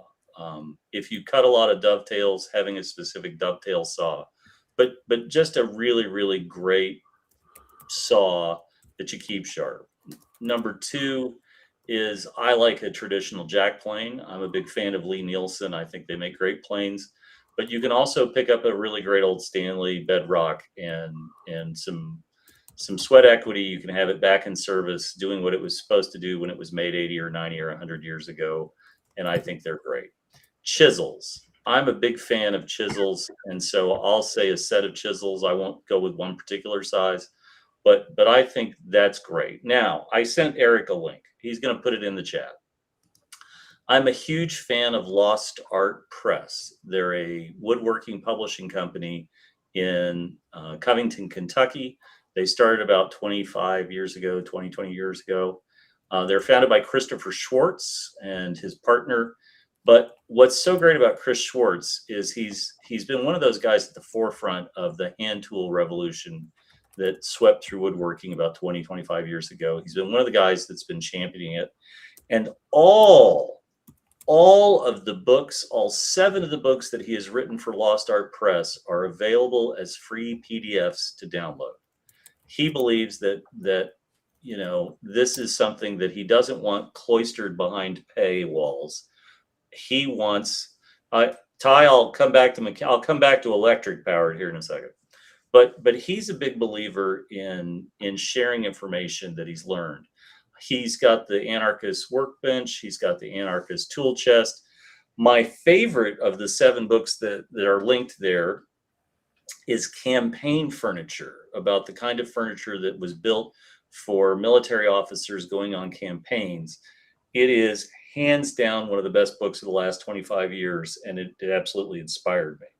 Now, Ty, as far as electrical stuff goes, I'll say yes, a bandsaw, yes, a drill press. You and I are both in total agreement. And the last is the Festool Domino. You can either get the regular Domino or the XL, but either of them are amazing machines, and they make wood joinery, particularly when you're doing like arts and crafts style stuff and just trying to make your stuff look neat. The Festool Domino is amazing. So there's my sidebar of woodworking. But more importantly, Lost Art Press, all of these books were published. All of these books had sales cycles where you could physically buy print copies, and you still can. But Chris Schwartz understands that there may be people out there who can't afford the books currently, who may not have a place to have physical copies, but he still wants you to read his work. He still wants you to benefit from his work. And he has made those 7 books available as free downloads. I would say to anybody with a passing interest in woodworking or chair manufacture or campaign furniture or whatever, follow the link and download all 7 of those books. They're just a good, solid read. So, what I think is important, though, is that here you have a creative. He's made some money from these books. It's helped keep the business afloat. But in the end, he recognized that the worth of the books isn't necessarily just being physical copies to sell. Creatives, writers don't make money on books that sell secondhand. Writers don't make money on the books that sell at secondhand stores like half price books. They get the one and done. Sometimes books don't ever get more than 1 printing or 2 printings or 3 printings. Not everybody's Anna McCaffrey having 28 printings of the White Dragon. We talk about all these little small companies trying to just eke it out and so on and so forth. I remember when Lost Art Press had 1 book, only 1 book, and that link is there, Ty. You can take a look at that. You'll see it. So moving from woodwork, can we move from woodwork quickly before we lose our audience of gamers? Yes, that I've bored completely. I don't care. You gotta be angry. I want to ask Eric. I forgot this, and he reminded me that TotalCon's this weekend. You're going to TotalCon? I am going to TotalCon. Joe the lawyer will be going to TotalCon for the day on Saturday. Joe Block is going to TotalCon. I don't think he has a booth this year. I think he is running games. But yeah, I'll be going without Rachel. She'll be doing puppy duty. So yeah. Oh, so tell us about what has TotalCon been doing the last couple of years? Because I remember when Zach and Frog God and company used to go, and now that Frog God has kind of drifted away a little bit, I have not been keeping up on what's going on at TotalCon the last few years. Well, the biggest thing is Pathfinder Society, which used to have like the whole atrium in front of the bar and the sign-in area. I think that they've kind of faded to extinction or close to it. Wow. Yeah. But I like TotalCon because I get to see my regional gamer friends. I see everybody from the Northeast. So all those local people. So that's fun. They have an old school track, which is great. They have the flea market, which is something I've never seen at any other con. Basically, people you put out some of it's crap, but it's all gaming material, and there's basically two rounds of this. So the first round you get it for the higher price if you want it, and then the second round is picking up the leftovers. I got a few old Riches of Dragon, not old, but like in the 40s, and a couple of modules last year. It was fun, just little bits and pieces to say you got them. It's a big East Coast con, right? I mean, that's the big East Coast one. I think they were 11 or 1,200 people last year. Oh wow, okay. But you know what?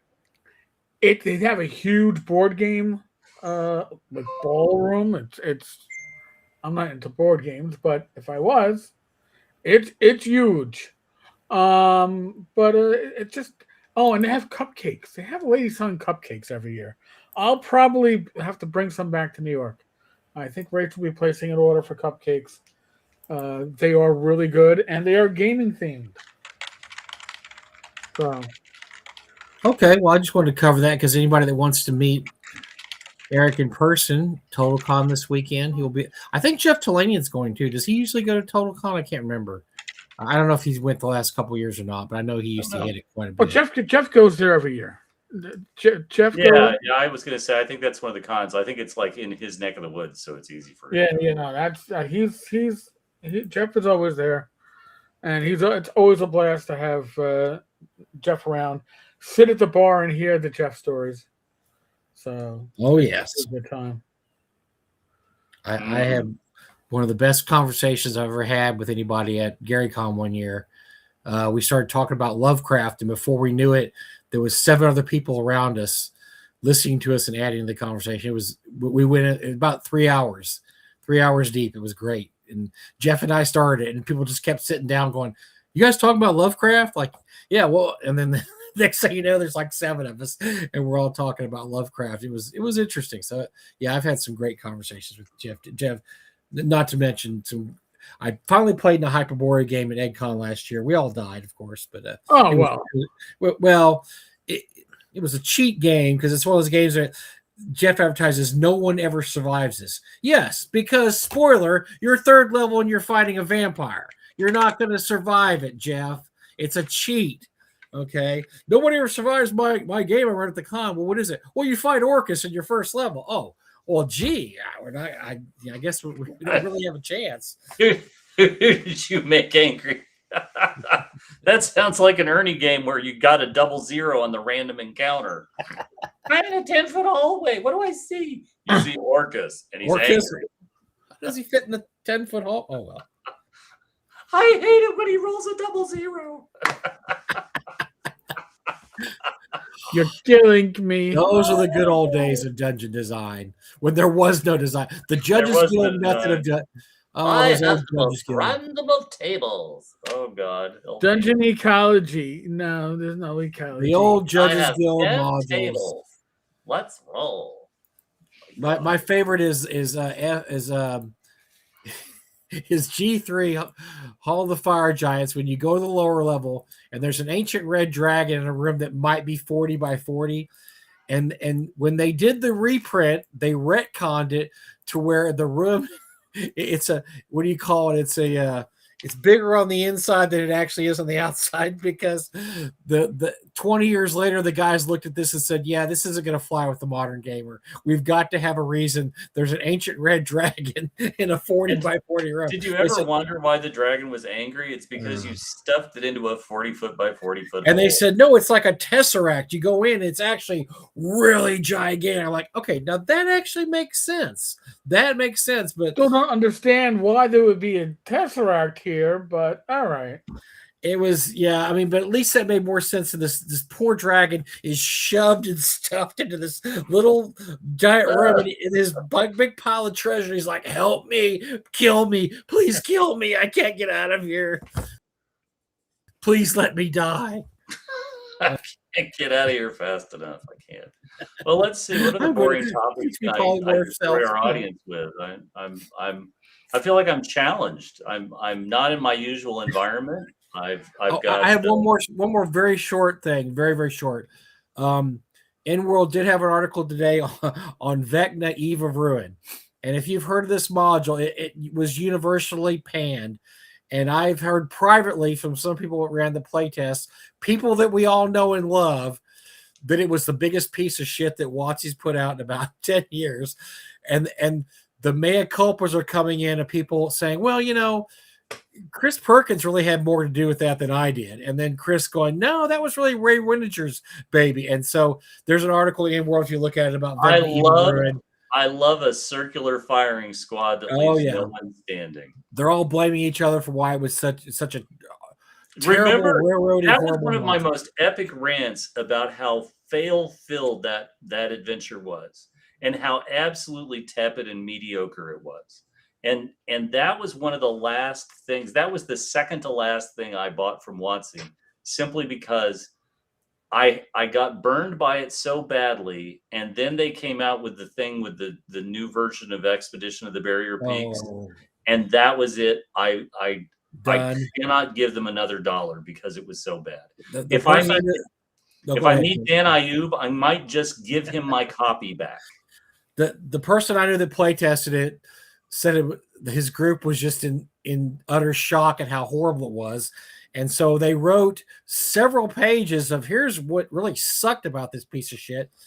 And I asked, those are old white guys. We don't need I asked, what did they take any of your suggestions? He said, not a one. Not a one. We know they had hubris armor because they know that they had created the best Vecna thing ever. And your tired old complaints were just bouncing off of their. He said the final encounter with Vecna, if it lasts more than 5 minutes, you've done something wrong.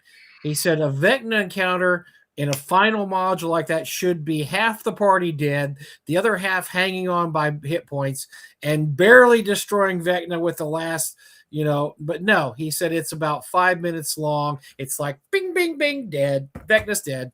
Ha ha. We killed Vecna. Woo! Just like, remember when kids got the deities and demigods and they go, what god do you want to fight next? Let's kill the Norse pantheon. And so they took their 500 I want Thor's hammer. I am reminded of the What If cartoon where Ultron gets the gemstones when Thanos shows up and just cuts him right in half. Good luck with that. I wish you all. I killed Odin, and what did you do this weekend? Well, I killed Odin too, and I killed Thor too. So ha. My guy's much better than yours. So Douglas Pearson mentions the complete Lovecraft. So interestingly, there is actually a new hardcover collection of Lovecraft's work that's still coming out. They work from the basis of the St. Joshi work that was done in the 80s with Arkham House. But this is, I believe, Centipede Press. I'll check my notes real quick while we're talking. And it has not been contracted for paperback rights yet. To my knowledge, it has not been contracted for paperback rights. And I think when that happens, we may very well see the version of Lovecraft in paperback, a la the Del Rey, Robert E. Howard material that is perfect. And we've talked about this before. That's all adaptations of Wandering Stars hardcovers, which were astounding. And these are the paperbacks. And I am hopeful, I'm looking right now, I am hopeful that that we'll see that soon. Yes. H.P. Lovecraft collected fiction. Oh, I'm sorry. It's Chiroptera, Chiroptera Press. Chiroptera Press. And there are several. There's 4 volumes. I think there's a 5th volume coming, but Subterranean Press carries them, and this is gonna be great. It'll be nice. Yeah, so Subterranean Press carries them. I think the first few have sold out, but it's Chiroptera Press, and they're gorgeous. When I am back in my regular volcano lair, I will be glad to share them next week and show them off. I don't know how many more versions I can afford, Jim, because I have so many of the Arkham House sets that I'm like, do I really need 3 sets? Because they're all different editions, so different artwork, blah, blah, blah, and some minor changes. And of course, when I get a new set in, I reread the whole, whole thing. I think I may be done with buying new sets. There we go. Chapter Press. So I read all of the St. Joshi work when it first came out. I very foolishly, when I needed some money, let go of those. There you go. There's a link, buddy. You can follow it, Doug. I let them go. I wish I hadn't, but whatever. But these are spectacular home runs, and I'll, like I said, next week when I'm back in my volcano lair, I'll show you guys. Very cool. So yes. Hey, I do have a follow-up note from last week. Eric, why don't we queue up what I just sent you? So if you weren't here last week, I talked about losing our dog, and I won't go over that again except to say that Sydney was a very, very good dog. She was the bestest dog. But we are really still reeling with a dog-sized hole in our hearts. And so that's why I'm very glad to make an introduction. Everybody I'd like you to meet, this is Sparkle Farts. So Sparkle Farts is another Australian Shepherd. You can just scroll through the pictures there. She is coming our way in a week from Saturday. I went high and low trying to find Sparkle Farts, and was very lucky to find somebody who listened to me. She's supposed to be a smart dog, fingers crossed. She's a spunky dog. I've seen lots of movies, but just as Eric is wrestling with his own new baby with a Velociraptor, I too am taking a Velociraptor into the house and look forward to the next 2 years of teething and chewing and gnashing and so on and so forth. So good. The teething only lasts for 2 years. Oh God. I forgot how long it lasted. They're Sparkle Farts. that's not going to be her. I'm leaning towards Tilly. I like Tilly a lot. Tilly is we're not making public comments via social media yet, but really and truly, we're hoping that this helps heal some of the loss and cross. I hope so, Jim. I really hope so. You guys deserved it. She's a beautiful puppy. But Yeah. by the way, I happened to look on the site, the Chiroperator Press. Yes. And Jim, I really effing hate you because now I'm going to have to spend some money. They have a beautiful hardback collection of Dark Gods by T.E.D. Klein. For those not aware, one of the finest horror writers of our generation. He very famously developed a writer's block in about 85, 88, did not write for, I think, 20 years. I mean, and this guy was like banger after banger after banger for about 5 or 6 years and just had writer's block. But this apparently is all his early work from 1979 through 85. If you are a fan of horror writing, I consider him probably one of the 10 best horror writers of all time. That's how good he is. You need to look at their cover for Raising Goosebumps. That's a great cover. But the other, if you like books, folks, and you would like are of interest, they have just started taking orders for The King in Yellow. And this may be the, don't get me wrong, Ken Height's annotated version of The King in Yellow is a pretty special book in my library. But this too may be another one of those insta buys. I've got one on pre-order, and Robert Chambers was so far ahead of his time. Big influence on Lovecraft. He's very. If you've never read Need Chambers, it doesn't all hit, but the ones that hit are great. It's probably really as much sci-fi as it is horror, but it's really good stuff. I mean, Robert Chambers stuff, like I said, it's overlooked a lot. We all know The King in Yellow just because we know The King in Yellow, but a few of us have actually read the story or read the short story collection it came from. Highly recommended. Robert Chambers stuff is really, really good. Highly, highly recommended. The first story in the collection is probably, oh God. I'm going to write an adventure. I'm going to write an adventure, and it's going to be called The Queen in Purple. And it will be the story of why the King in Yellow is the way he is, because his ex-wife is the Queen in Purple. And it will be like The Tempest. It will be The Taming of the Shrew. That will be it. Queen in Purple. So some of the stories contained are probably his best known story and probably his best written story, a story called The Repair of Reputations. Incredible. Just absolutely almost a perfect horror story. It's amazing. But also you get The King in Yellow, you get The Yellow Sign, you get The Street of the Four Winds. I mean, just some really good stuff. So yeah, I don't know if I would. I mean, I'm looking right now. The hardback is $70. It looks gorgeous. I'm probably going to have to sit there and just content myself with my Chiaptra, and I like Subterranean. Okay. So this is a postscript from last week. So I've ordered several books. I order several books a year from Subterranean Press. They carry a lot of other books from various publishers like Chiaptra. And so my dog used to always put in notes. So there's always when you order a book from Subterranean, there's always a little box for, additional notes. And my dog, Sydney, used to write little notes to the people who work there. And on the Friday that she died, I actually received a box in the mail from Subterranean, which I haven't opened yet. But on the outside, one of their employees wrote a very nice note to Sydney. And so that Friday night, I sat down and I wrote an email to the folks at Subterranean Press. And I said, I got your box today. I can't open it. And let me tell you why. And I told them what had happened to Sydney.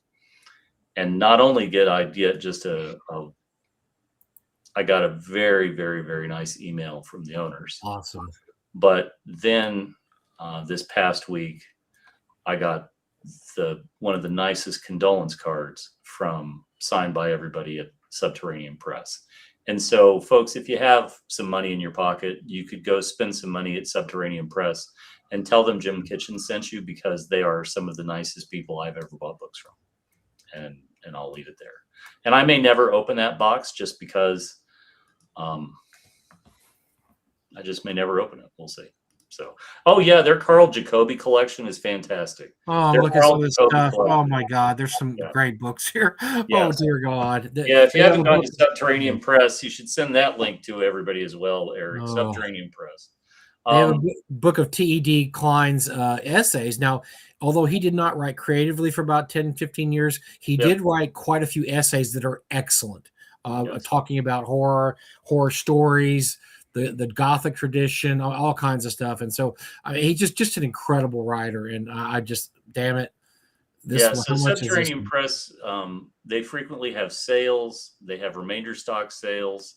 They do lettered editions. So if you really needed to spend $750 on a book, you could. But they also have some very, very, very nice, reasonably priced, economically priced hardcovers.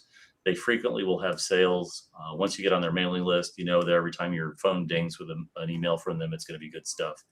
I think a lot of Subterranean Press. But if you do order something from them, just put a note in and say, I heard how great you were about Jim Kitchen's dog, and you're okay by me. Because they should hear that, frankly. Right. Yes. And they're good. That's customer service. That's great customer service. Yes. I have not sent them a picture of Sparkle Farts yet, but I'm going to once I've actually got the dog. So, yeah, I think we're in that interesting time of year where we're getting ready to kick off the convention calendar. GaryCon is looming on the horizon. We're less than a month out. It's going to be crazy and a lot of work and a lot of fun. I think then after that, it just picks up speed and it picks up speed and it picks up speed. I don't know. It's an interesting time of year. I've heard that Dan Ayub will actually be at GaryCon in some capacity. Oh, so wow. I should take my Vecna book to give back. I think that would make a good I want a picture of that, actually. I think I need to get a picture of that.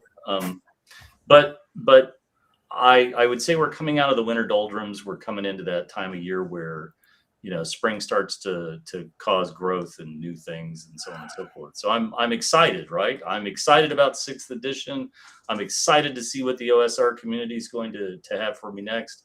I look forward to torches and pitchforks dulling and being snuffed out by reality. I'm too old to get angry about things I shouldn't be angry about. And truthfully, you should never hate or be angry, but I do have a special contempt for myopic madness of crowds. Because it is like I'm still struck by some of the vitriol hurled at Ryan Dancy, and I think you hate the messenger. You're trying to ignore the message, and it's interesting. It's very, very interesting. So we'll see. I think if you're an RPG publisher and you're not looking at how to effectively use AI for your game creation, you are going to be one of a diminishing number of people over the next 10 years, because I think it will be interwoven in almost everything in a way that you can't even imagine. So, again, we used to not believe that this was anything that we would ever see. We all talked, like I took a phone call in my watch at the gym yesterday. That's the most Dick Tracy thing I've done ever. I never expected that I would have that power, that magical power, and now everybody does. Mm-hmm. I think you can't fight the tide. You can go with the tide, but if you want to fight the tide, you're just going to drown. And frankly, some of the people I saw complaining, I wish them all the best, but where are your Kickstarters? You never filled them. Wander over that way and fulfill your Kickstarter. Mm-hmm. I wish you the best. I just spent about $500 on my head on this site, Jim. How dare you, sir? How dare you? Your libraries. Read more books. Thanks for coming to my TED Talk. I probably should read the books I already have first. I just shut the page down because I have to walk away like this. And you're gonna go back and buy it. I know. I'll go buy Dark Gods. Those TED Klein books are calling you. I only have a paperback of Dark Gods, and it's only $38. That's a dinner. That's a dinner out for Dark Gods. That's a dinner. I can do that. You can skip a couple coffees. Heck yeah! A couple less visits to Einstein's Bagels this week, and I'm make some peanut butter and jelly sandwiches. Yeah, there Drink you go. More water. Are we ready for music yet, or are we too early? Yeah, we're long overdue. Hit me with music. Let's get all right. So I'm going to tell you what I've been doing because as I famously got a few weeks ago, I got these used to come out. These were these CD box sets that were real big in the late 80s. I still have them those tabs open on my YouTube. I bought a lot of them. I worked at a music store, 40% discount on music from Record Bar. I have a giant collection of these. Well, they've been sitting in a box doing nothing. I started going through them, and I came upon this little classic here, Clash on Broadway. Clash on Broadway is a 3 CD set, and it's pretty much the greatest. It's pretty much everything that was on their first 2 or 3 albums, plus a lot of outtakes and hard to find stuff. So I've been listening to this because I'm a huge Clash fan. I'm on the first CD now. There are, oh my gosh, how many songs are there? 3, 6, 9, 12, 15, 12. There's probably 30 songs. This is all stuff from their first 2 albums. It's just every song is great. There's not one bad song on here. The early Clash stuff is great. And it's like the old saying, if you don't like one song, wait 3 minutes and here comes another one, because their songs are 2 or 3 minutes long. A couple of them are 5 minutes. But yeah, it's this is what I've been indulging in this week. The Clash on Broadway. First album is mostly the first CD is mostly their first album and outtakes. Second one's their second album and outtakes. It's got some stuff off of London Calling. Third CD is their stuff off of Sandinista. That's in their final album. Luckily they don't have anything off their Combat Rock, which, although they're most commercially successful, was also kind of their sellout album. They sold out and became a top 40 guy. So nothing really off that. But yeah, I'm going to be doing these a lot next few weeks. I'm going to be hitting a lot of these CD box sets. I've got quite a few of them. Actually, I can't wait to go through there and see which ones. I forgot which ones I have, which ones I don't have. Do they even make these anymore? I don't even know if they make them. I don't think they make these anymore. But they always really. They were great. They come with a little.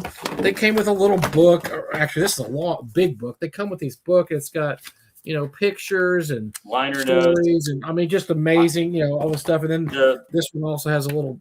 The Yes box set is amazing. It's worth. I have that too, Jim. I'll come across that eventually. But yeah, these are great, and I wish they still made stuff like this. Of course, everything now is digital, and they don't really make CDs anymore. But these were always a delight. I would get one. I'd save up my money at the music store. I'd get one for 40% off. I'd get home, and I'd just have a whole weekend listening to however many CDs were on these. And I just, there's a lot of nostalgia connected to these. So that's me this week. I'm Clash on Broadway, Clash's greatest hits. Jim, what do you got movie wise? So I am in Kentucky, checking up on my mom, and my late father. Part of my late father's library is over in that neck of the woods. And so tonight it's not movies, it's books. I grabbed 2 books off the shelf. One is inexpensive and you shouldn't have any problem finding it. The other one might cost you a little money, but it's worth it for every penny. So first of all is Dunninger's Encyclopedia of Magic. Hold on. Let me get. So Dunninger's Encyclopedia. Oh God, is it backwards? It's backwards. Yeah, turn it over. Sorry. So anyway, Dunninger's Encyclopedia of Magic. So this was a bargain book that haunted Walden's and B. Dalton's forever and ever and ever. There's been many versions of this that have printed. Dunninger. Hold on, let me fix this 1 second. Let me see if I can. Let me reverse this real quick. Sorry, folks. I apologize, but you should actually see this the right way. Here, I think I can mirror you. Can you flip me? Yes. Make it happen. Flip them. Flip it. Okay. Just bring your camera back. Oh shit! Oh my God. 1 second. There we go. All right. So it's Dunninger's Encyclopedia of Magic. Yep. Nice. Okay. So this was a staple in bargain books for the better part of 5 or 6 years. This was the first magic book that I ever bought. Or I'm sorry, I got it as a Christmas present. But what's great about it is all the really classic magic tricks are illustrated. So you actually have an idea of how they were performed. Yeah, let's get a little close up. So you can get a damn. sense of how they were performed and how it was done. And so this is incredibly valuable. Like there's a great aspect of this of understanding how the illusion is made. Here, go back up, Barry. Here is sawing a woman in half. Oh, hold on. Okay. And it explains how it actually works. So here, let's make sure everybody midgets are okay, that's right. Yeah. Okay. So if you want to incorporate practical effects, go ahead and take me off. If you want to incorporate practical effects of some kind in a game, or you just want some inspiration or do something, and the party, of course, wants to believe that it's high magic when in fact it's actually a guy with a false cabinet, this is the stuff of Legends. So what's next? A Treasury of Great Recipes by Mary and Vincent Price. Ooh. So what is this? Well, I'm glad you asked.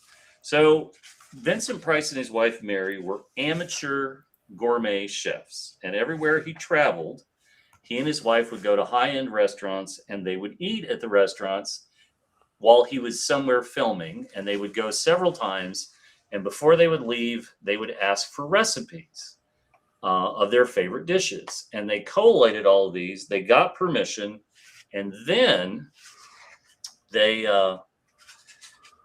published a collection. So interestingly, let's go back in here for a second. So you can see, sorry, the other way. You can see the restaurants listed in Chicago: the Whitehall Club, the Pump Room, the Red Carpet, the Hotel Hanamaui in Hawaii. But interestingly, in New Orleans, they list the Royal Orleans, which is still in business. And if you go to the Royal Orleans, you'll see a copy of this book on display. But all of the recipes are clear and easy to follow. But these are their favorite recipes from everywhere he went. It was published in color. There's been 2 or 3 printings. And not a lot of people are really knocking the door down on eBay to get a copy. You can find a signed one if you look and you keep your search open. I found a signed copy for $75, $85. Buy it now. Damn. And that's my copy. I gave my dad a copy years and years ago. But it's a great book if you have a foodie in your life, or you just want to jazz up your kitchen. It's a great conversation starter, but it's even more fascinating because when they published it in 62 or 63,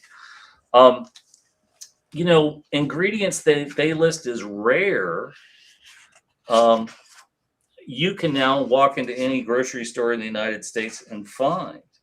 And this stuff, it's aged really, really well, unlike a lot of these sort of celebrity cookbooks, because Price and his wife were smart enough to know nobody cares about your shitty homemade recipes. This is like a travelogue of all the places he went. So this is from 1965. This is a first copy from 1965. You'll know what to look for. Highly recommended.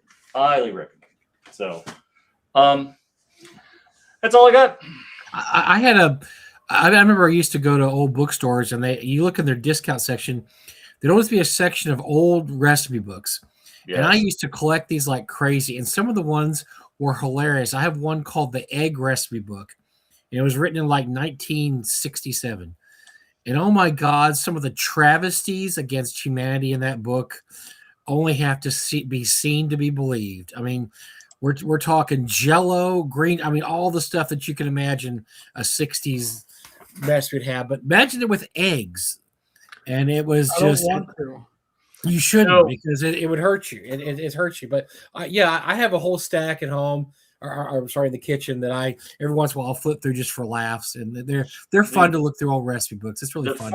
The former Star Tribune writer James Lilacs, Lieleks, Lilacs, he wrote he has a gallery of regrettable food that he published a book of, and a quick search of the gallery of regrettable food will take you to his website, and I believe about 75% of it is gelatin based. What was the thing with gelatin, Jim, back in the 50s and 60s? Why was gelatin? If I may, Americans love gadgets, right? We love gadgets because when you look at all the different civilizations around the world, we are the civilization that wants to fix it with an interesting technological solution. Look at how our country has lost its goddamn mind over air fryers. Before that, it was the George Foreman grill. Before that, it was toaster ovens. Before that, it was microwaves. We are, as a people, fascinated by things that will deliver unhealthy food to us in as quickly as possible, right? How many kids, I couldn't count the number of Nabisco Toastettes and Pop-Tarts I ate as a kid. Thank you, toaster oven. But when Jell-O came out, Jell-O was cited as this, it was a great source of calcium and all the rest of this, and it was easy, and thus Lutherans had the foundation to make so many hot dishes. I'm done. I can't. Like, as soon as you combine marshmallows and Jell-O, I'm sorry, that should cause a plague that causes your flesh to fall off of your body. I just can't do it. And the only form of Jell-O that's good Jell-O is boiling hot Jell-O. But when it's warm and you can drink it, and you're like, man, this is really cool on a cold day. Because when it solidifies in your stomach, it's already you're. Ooh, ugh. Think about that. Yeah, I'm good. I'm out. I'm done. Yikes. Ugh. On that note, North Texas this year, we will be having a Jell-O tasting instead of whiskey tasting. So get ready for Jell-O and tuna fish, Jell-O and spam. We're gonna have the whole. Are the Devilettes gonna wrestle in Jell-O? On that note, we'll have Jell-O wrestling. I mean, it's gonna be crazy. By the way, one real quick plug for North Texas. I announced our plan this year. It's going to be the 50th anniversary of Bunnies and Burros.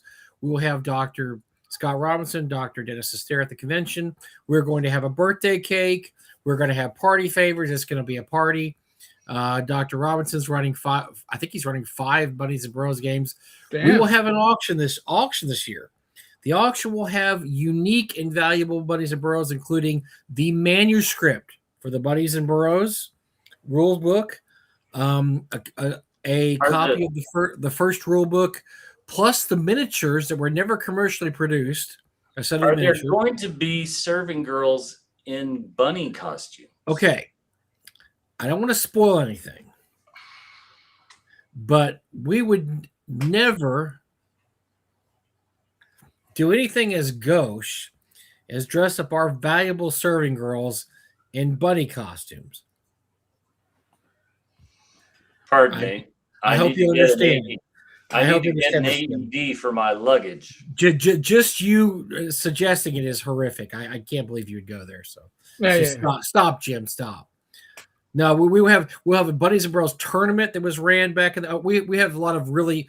If you are a Bunnies and Bros fan and you're not going to be there, you might want to have somebody bid in the auction because there's 3 or 4 absolutely unique items that will be in the auction this year. But yes, it's going to be the year of the rabbit. It's going to be Bunnies and Bros this year at North Texas. It's going to be fun. Well, and Jim will be in a bunny outfit. Yes. No, on that note, I'll be at TotalCon tomorrow. I get there tomorrow afternoon. I'll be there Thursday, Friday, Saturday. I'll leave probably around noonish on Sunday. Next live stream will probably be Sunday when I return. I would guess Gamers Health. My God, he pounced off on us. Yeah. Hold on, I'm trying to get him back in. Hello. My guess. Almost the whole time. my guess is inappropriate characters will be on at 7. Gamers Health might be 9 o'clock on Sunday, maybe 8 o'clock on Monday. I'll figure it out as I survive the weekend. Oh, and next week, Bunny and Zane from Unnatural Selection will be here, talk There you about the go. newest Kickstarter. So that's cool. And we have Alex Kamer on tap for next month. He wants to talk about the Wardens of the Reaches. I want to talk about it, and I want to talk about it with him because I just think the concept is amazing. I love it. So you see what we do for you all. Yeah, we're gonna do some Amazing stuff. Bunny and Zane next week. So tune in to hear about Unnatural, which I love their products. I have quite a few Unnatural Selection products. They're really good. They do Shadow Dark stuff. It's really excellent. Yes. All right. Well, thank you to Mike. Mhm. This way. Thank you to Jim. This Mhm. way.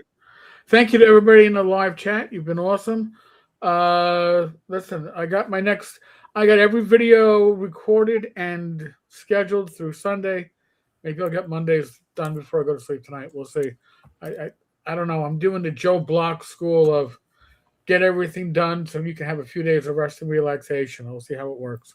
He's old. He needs to rest. I know. He's older than us. He's older than everybody here. He's really old. I didn't know he's that old.